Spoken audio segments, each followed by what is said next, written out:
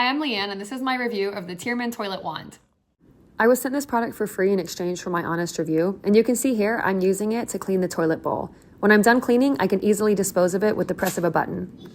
Here's a look at what comes in the box. You get 40 disposable refills, and if you're like me and clean your toilet about once a week, that should last a while. The disposable brush attaches here, and to remove it, you press this button and it will fall off. So you simply press down and it clicks into place. It's very movable, so it can hit hard to reach angles, and then to dispose of it, I press the blue button. Here's the product in action. I'm just going to press down here, and then I'm ready to scrub.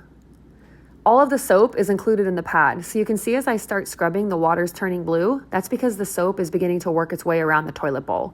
Now that I'm done, I press the blue button and it goes right into the trash. So in summary, I am really impressed by this cleaning product. It means I don't have to buy toilet bowl cleaner liquid anymore, and I also don't have that big dirty brush head sitting in my bathroom. That's probably my favorite thing about it. So this is a product that I like and recommend.